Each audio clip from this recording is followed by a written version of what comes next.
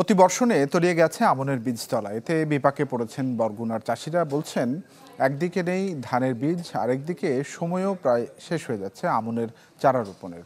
তবে কৃষি কর্মকর্তার দাবি, বীজতলা নষ্ট হলেও এখনও পুষিয়ে ওঠার সুযোগ রয়েছে।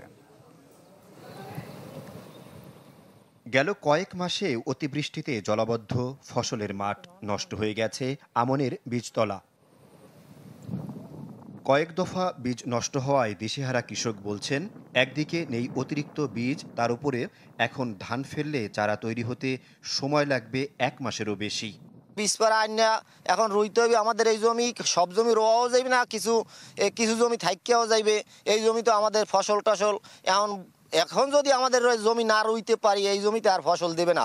15 দিনের পরে আমাকে ধান যা ফেলাইছি সবই গেছে পচছে যাওয়ার পর ফিরে ধান ফেলাইছি, হ্যাঁ পচছে, আবার ফেলাইতে আছি আমরা। পানি জমে থাকে, এই জন্য আমরা ধান ফালাই, ধান পচা যায়। পানি যেটুকু নামার দরকার অতটুকু নামতে পারে না। এদিকে অনেকের জমি এখনো পানির নিচে। সঠিক মাত্রার কার্বন কম্বিনেশন বৃদ্ধি করে পাইপের ডাক্টিলিটি ও হেভি লোড নেয়ার ক্ষমতা। Falcon MS pipe. তাই চারা তৈরি থাকলেও পারছেন না রোপণ করতে। সময় পেরিয়ে গেলে আমন আবাদ ক্ষতির মুখে পড়বে বলে জানান তারা। এখনো ধান বুনতে পারে নাই, ধান 8-9 বস্তা ধান এখনো আমরা যেই বাড়িতে আসি হেবেরি এখনো আইত না, ধান মেলে থইছে। একটা ধানের গজ হয়ে গেছে প্রায় 4 আঙ্গুল।